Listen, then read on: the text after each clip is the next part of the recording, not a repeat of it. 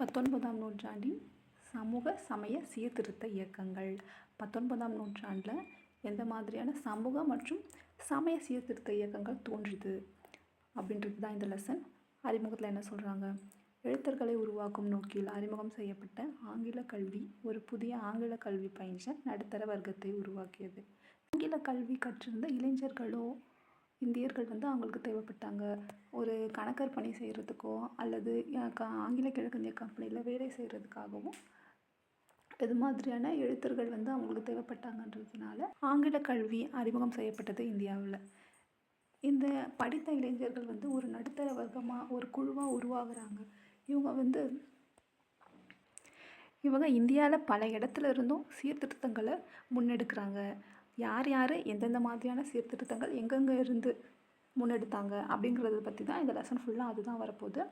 சரி, பார்ப்போம். நெக்ஸ்ட்டு, பிரம்ம சமாஜம், பிரார்த்தனை சமாஜம், அலிகார் இயக்கம் போன்ற சீர்திருத்த இயக்கங்கள் ஒரு வகை. 2 வகையாக பிரிக்கலாம் அந்த சீர்திருத்த இயக்கங்கள். ஒன்று சீர்திருத்த இயக்கங்கள், இன்னொன்று தியோபந்த் இயக்கம், ராமகிருஷ்ணா மிஷன் போன்ற புத்தெழுச்சி மீட்பு இயக்கங்கள், சமய புத்தெழுச்சி மீட்பு சொல்கிறாங்க.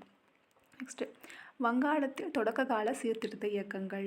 இப்போ எல்லா இடத்துல இருந்தும் இந்தியாவில் ஒரு பக்கம் இருந்தும் சீர்திருத்த இயக்கங்கள் கொண்டு வராங்க, சீர்திருத்தத்துக்கான முன்னெடுப்புகள் கொண்டு வராங்க. அப்படின்ற போது ஃபஸ்ட்டு ஸ்டார்ட் பண்ணது பெங்காலில் ஸ்டார்ட் பண்ணுறாங்க. யார் அப்படின்னா ராஜாராம் மோகன் ராயின் பிரம்ம சமாஜம் அப்படின்ற ஒன்று ஸ்டார்ட் பண்ணி சீர்திருத்த இயக்கத்தை கொண்டு வராரு. இந்திய மறுமலர்ச்சியின் தந்தைன்னு கூட ராஜாராம் மோகன் ராயை சொல்கிறோம் இல்லைங்களா? அவரோட காலம் 1772 1833 வரைக்கும். மேலை நாட்டு கருத்துக்களால் கவரப்பட்டு சீர்திருத்த பணிகளை முன்னெடுத்த தொடக்க கால சீர்திருத்தவாதிகளில் ஒருவர். மேலை நாடுகளில் எது மாதிரியான சீர்திருத்தங்கள் கொண்டு வந்திருக்காங்க அப்படின்ற பணிகளால் ஈர்க்கப்பட்டு நம்ம நாட்டையும் அது மாதிரி கொண்டு வரணுன்றதுக்காக இவர் ஃபஸ்ட்டு ஸ்டார்ட் பண்ணது இவர் தான். இவர் தாய்மொழியான வங்காள மொழியில் புலமை பெற்றிருந்தோடு வங்காள மொழியோடு சமஸ்கிருதம், அரபி, பாரசீகம் மற்றும் ஆங்கிலம் ஆகிய மொழிகளும் புலமை பெற்றிருந்தார். இவர் என்ன சொல்கிறார் அப்படின்னா, பொருளற்ற சமய சடங்குகளை எதிர்த்தார். அப்புறம் சேடுகளை விரைவிக்கும் சமூக மரபுகளையும் எதிர்த்திருக்கார். இருந்த போதிலும் கடந்த காலத்துடனான உறவை அவர் புதுப்பிக்க விரும்பினார். தன்னுடைய சமய தத்துவ சமூக பார்வையில் அவர் ஒரு கடவுள் கோட்பாடு அப்புறம் உருவ வழிபாடு எதிர்ப்பு போன்ற கருத்துக்களின் தாக்கத்தை பெற்றிருந்தார்.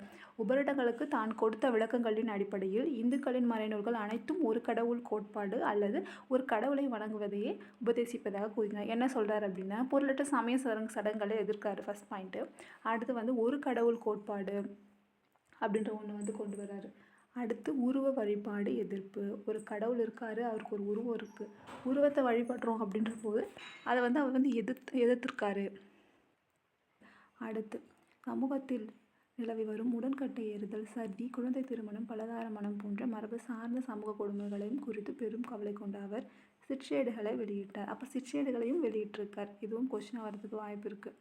சமூகத்தில் நிலவி வரும் உடன்கட்டை ஏறுதல்னு தெரியும், சதி, அதுக்கப்புறம் குழந்தை திருமணம், பலதார மனம், இது மாதிரியான மூட நம்பிக்கைகளையும் அவர் எதிர்த்திருக்கிறார். மேலும் அவற்றுக்கு எதிராக சட்டங்களை இயற்றும்படி ஆங்கிலேயர்களுக்கு அப்போ இருந்த அரசாங்கத்திற்கு விண்ணப்பிச்சிருக்காரு. விதவைகள் மறுமணம் செய்து கொள்ள உரிமை உடையவர்கள் எனும் கருத்தை முன்வைத்தார். மோஸ்ட்லி பெண்களுக்கு எதிரான எல்லா வகையான பாரம்பரியமாக கடைபிடிச்சிட்டு வர எல்லாத்தையும் இவர் எதிர்க்கணும் அப்படின்னு சொல்லியிருக்கிறாரு. இதன் காரணமாக தான் 1829 ஆளுநர் வில்லியம் பெண்டிங் உதவியோடு சதி என்னும் உடன்கட்டை ஏறும் பழக்கம் ஒழிக்கப்பட்டது. எந்த இயர்னா 1929. இவர் பெண் அடிமைத்தனத்தை கண்டனம் செய்தாராம். அப்புறம் ஆண்கள் பெண்களை கீழானவர்களாக நடத்தும் முறையும் எதிர்த்திருக்காரு. பெண்களுக்கு கல்வி வழங்கப்பட வேண்டும், பள்ளிகளிலும் கல்லூரிகளிலும் மேலை நாட்டு அறிவியலை அறிமுகம் செய்யப்படுவதை முழுமையாக இருந்தது. அப்போது இவர் மேலை நாட்டு கல்வியில் ஆர்வம் கொண்டு இருந்தார். அது ஆதரித்தார்னு சொல்லலாம். ராஜாராம் மோகன் ராய் 1828 பிரம்ம சமாஜத்தை நிறுவுறார். August 20 டேட்டும் important. எங்கே அப்படின்னா கல்கத்தாவில் ஒரு கோவில் நிறுவுறார். அந்த கோவிலில் எந்த ஒரு உருவ வழிபாடும் கிடையாது. எந்த ஒரு மதத்தையும் ஏளனமாகவோ அவமானமாகவோ பேசக்கூடாது அல்லது மறைமுகமாக குறிப்பிடலாகாது என எழுதி வச்சுருக்காரு.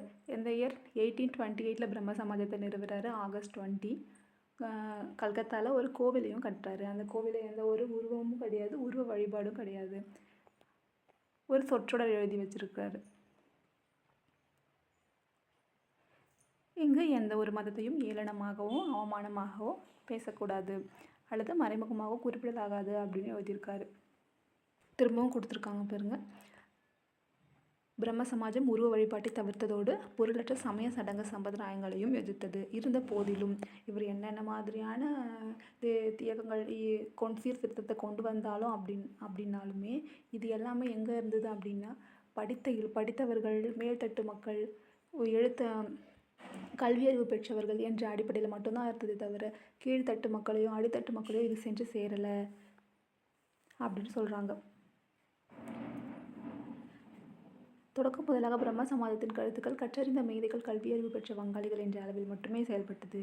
சமூகத்தின் கீழ்த்தட்டு மக்களை தன்பால் ஈர்ப்பதில் சமாஜம் தோல்வியடைந்தாலும் நவீன வங்காள பண்பாடு மற்றும் நடுத்தர வர்க்கத்தின் மீதான அதனுடைய தாக்கம் மிகவும் போற்றுதலுக்குரியதாகும். அடுத்து மகரிஷி தேவேந்திரநாத் தாகூர். இவர் யார் அப்படின்னா ரவீந்திரநாத் தாகூரோட கவிஞர் ரவீந்திரநாத் தாகூர் இருக்கார் இல்லையா, அவருடைய அப்பா.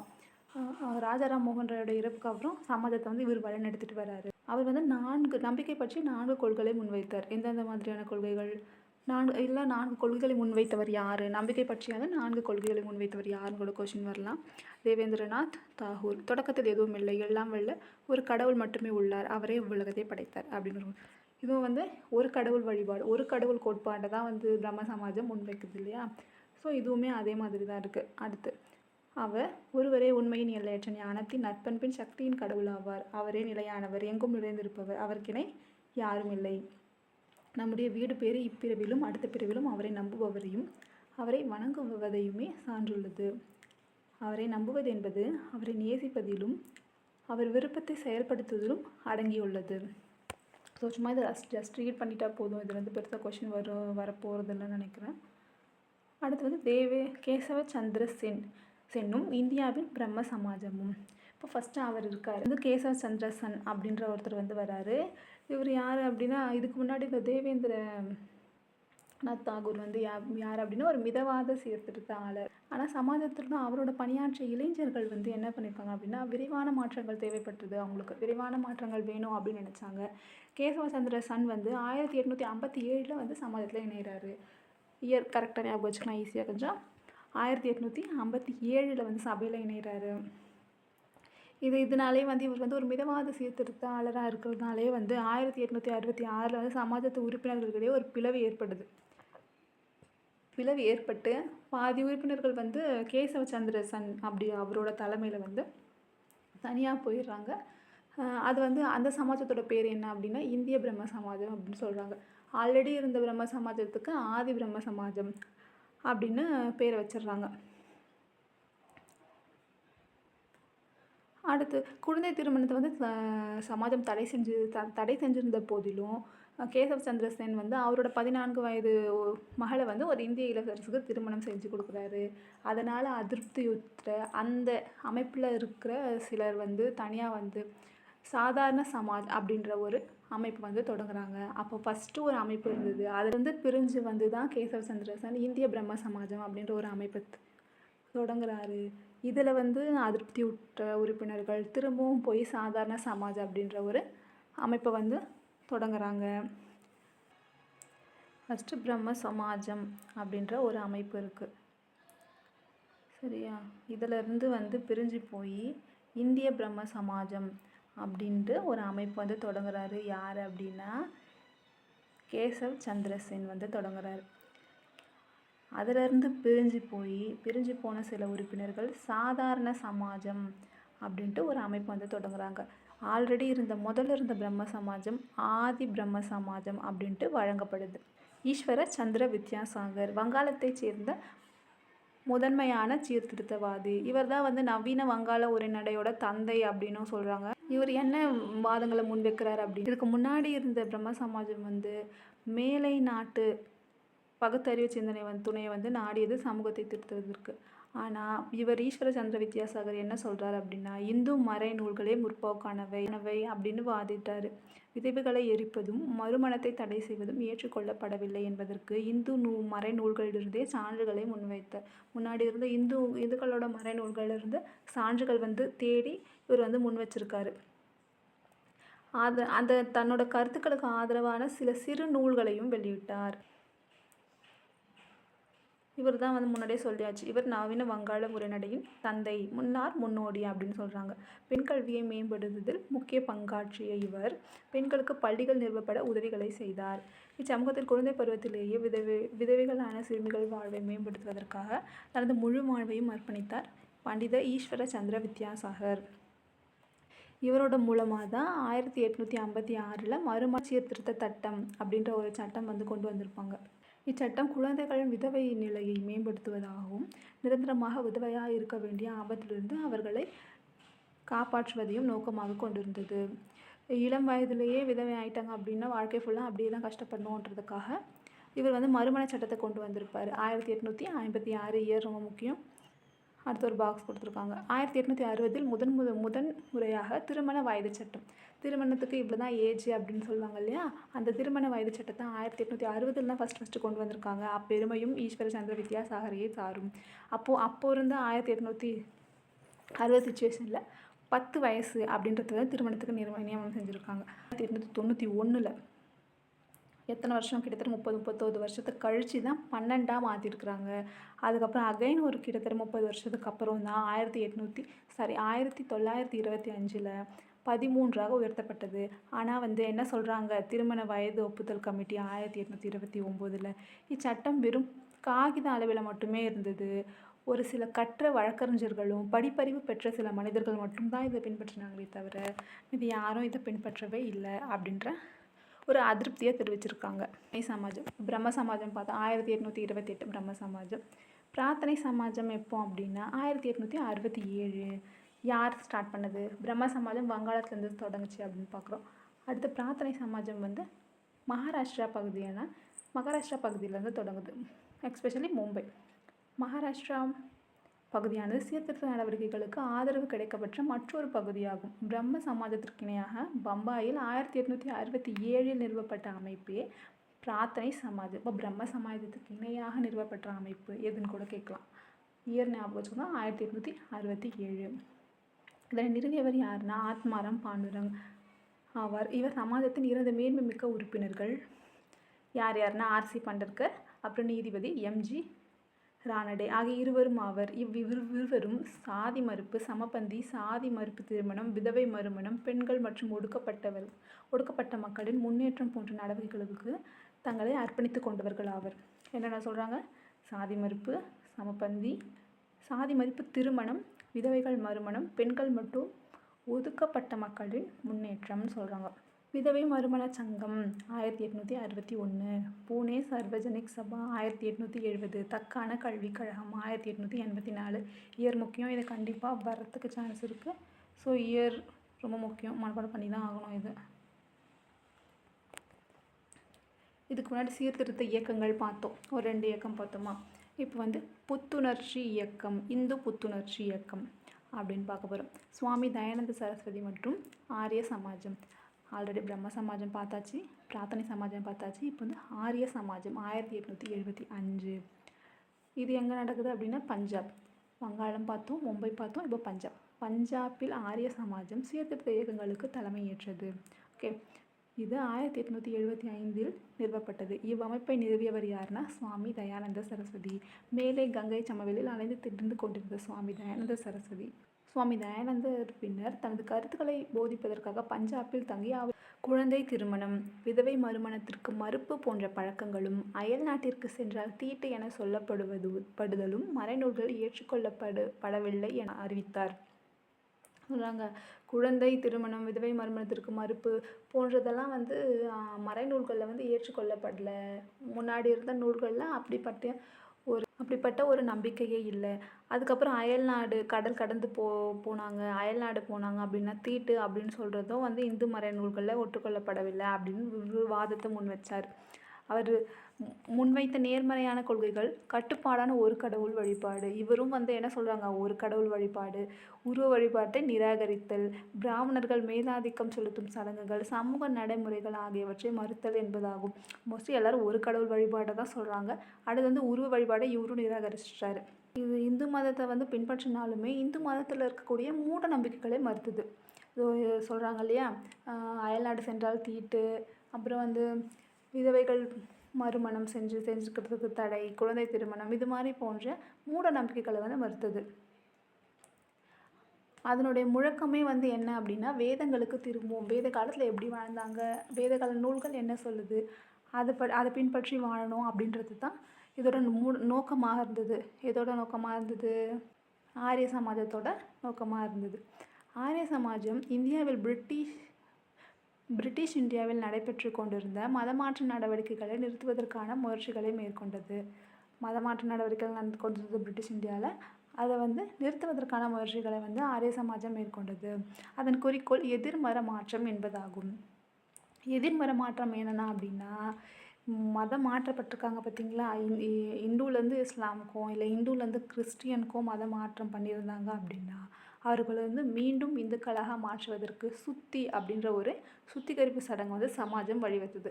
அப்படி பண்ணிவிட்டு அகைன் வந்து அவங்கள இந்துக்களாகவே வந்து ஏற்றுக்குவாங்க. அதுதான் வந்து இந்த சுத்தி அப்படின்ற ஒரு சுத்திகரிப்பு சடங்கு. சமூக சீர்திருத்த தளத்திலும் கல்வியை பரப்பும் பணிகளிலும் முக்கிய சாதனை புரிந்தது. சமாஜம் பல தயானந்த ஆங்கில வேத பள்ளி கல்லூரிகளையும் அடுத்து ராமகிருஷ்ண பரமஹம்சர். கல்கத்தாவில் பிறந்தார். கல்கத்தாக்கு அருகே இருக்க தட்சிணேஸ்வரம் அப்படின்ற ஒரு அர்ச்சகர், ஒரு காளி கோயில் அர்ச்சகர். பஜனை பாடல்களை மனமுருகி பாடுவதை போன்ற வழிமுறைகள் மூலம் பேரின்ப நிலையை அடைந்து அந்நிலையில் ஆன்ம ரீதியான கடவுளோடு ஒன்றிணைக்கும் முக்கியத்துவம் கொடுத்தார். புனித தாயான கடவுள் காளியின் தீவிர பக்தரானார். அக்கடவுளின் திருவிளையாடல்கள் முடிவற்றவை என அறிவித்தார். அவருடைய கருத்தின்படி அனைத்து மதங்களும் உலகளாவிய எல்லாருக்குமான மூலக்கூறுகளை கொண்டுள்ளன. ஸோ இவங்களுமே வந்து என்ன சொல்கிறாங்க, ஒரு கடவுள் கோட்பாடு, எல்லாத்துக்கும் ஒரே மதம் ஒரே கடவுள் இருக்குன்ற மாதிரி தான் சொல்கிறாங்க. அவற்றை பின்பற்றினால் அவை வீடு பேருக்கு இட்டு செல்லும் ஜீவன் என்பதே சிவன் எனவும் அவர் கூறினார். வாழ்கின்ற அனைத்து உயிர்களுக்கும் இறைவனே. மனிதர்களுக்கு செய்யப்படும் சேவையே கடவுளுக்கு செய்யப்படும் சேவையாகும். இந்த லைன் கூட கேட்கலாம்ல, மனிதர்களுக்கு செய்யப்படும் சேவையே கடவுளுக்கு செய்யப்படும் சேவை என்றவர் யார் அப்படின்னு கூட கொஸ்டின் வரலாம். அடுத்து ராமகிருஷ்ணா மிஷன். ராமகிருஷ்ணருடைய முதன்மை சாதனையே பிரம்ம சமாஜம் போன்ற சீர்திருத்த அமைப்புகள் முன்வைத்த பகுத்தறிவு கருத்துக்களின் பால் அதிருப்தியுற்ற கல்வி அறிவு பெற்ற இளைஞர்களை தன்பால் ஈர்த்தது தான்.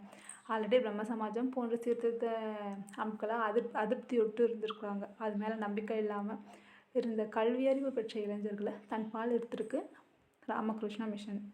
1886 அவர் இயற்கை எழுதிய பின்னர் அவருடைய சீடர்கள் தங்களை ஒரு மதம் சார்ந்த சமூகமாக அமைத்து கொண்டு ராமகிருஷ்ணரையும் அவரின் போதனைகளையும் இந்தியாவில் உலகில் ஏனைய பகுதிகளையும் பரப்பினார்கள். இவர் இயற்கை எழுதுறதுக்கு அவருடைய சீடர்கள் ஒரு மதம் சார்ந்த அமைப்பாக அறிவிச்சுட்டு அவரோட போதனைகளை உலகம் ஃபுல்லாக பரப்புகிறாங்க.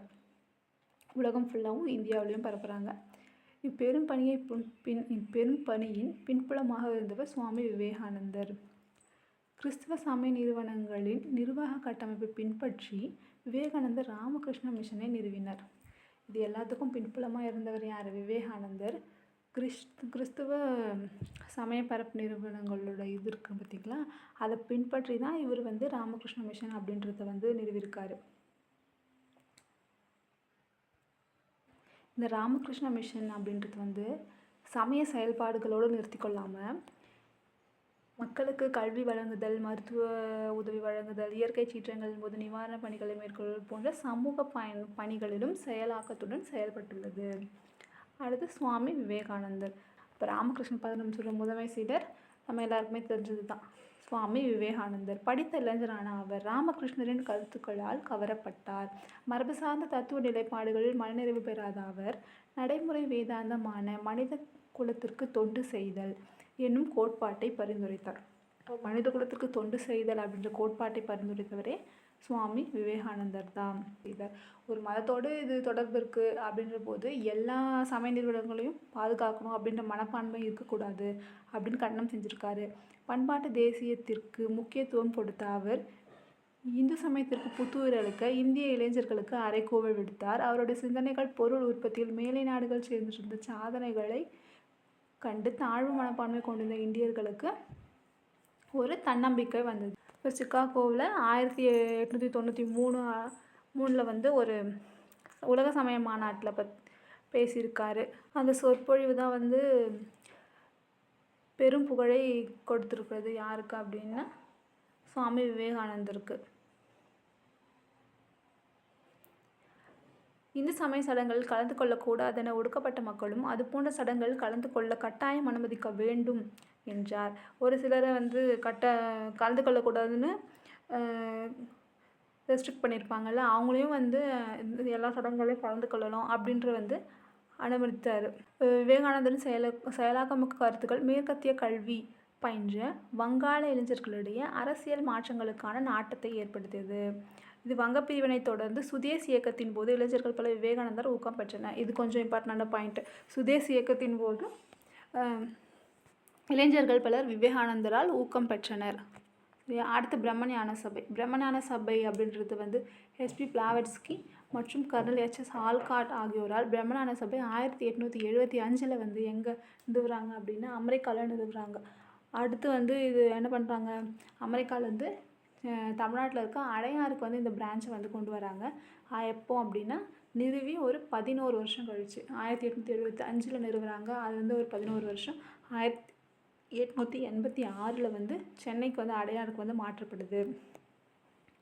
பிரம்மஞான சபை இந்து செவ்வியல் நூல்களை குறிப்பாக உபநிடதங்கள், பகவத்கீதை ஆகியவற்றை படிப்பதற்கு உற்சாகமூட்டியது.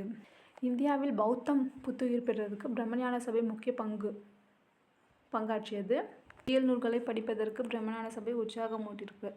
அடுத்து இந்தியாவில் பௌத்தம் புத்துயிர் பெறுறதுக்கும் பிரம்மஞான சபை ஒரு முக்கிய பங்காற்றியிருக்கு. மறைநூல்கள் மீது மேலை நாட்டவர் காட்டிய ஆர்வம் படித்த இளைஞர்களிடையே தங்கள் பாரம்பரியம் மற்றும் பண்பாடு குறித்த அளப்பரிய பெருமிதத்தை ஏற்படுத்தியது. இப்போ நம்மளுடைய நூல்கள் மேலை நாட்டவர்கள் படிக்கிறாங்க அப்படின்ற போது படித்த இளைஞர்களுக்கு ஒரு பெருமிதத்தை ஏற்படுத்தியிருக்கு. அடுத்து பிரம்மஞான பெசன்ட் அவர்களோட பங்களிப்பு என்னன்னு பார்க்குறாங்க. ஆல்காட்டோட மறைவுக்கு பின்னர் இவ்வமைப்பின் தலைவராக அன்னி பெசன்ட் தேர்ந்தெடுக்கப்பட்டார். இவ்வியக்கம் மேலும் செல்வாக்கு பெற்றது. இவங்க தேர்ந்தெடுத்த பிறகு தான் இந்த இயக்கம் மேலும் செல்வாக்கு பெற்றது அப்படின்னு சொல்கிறாங்க.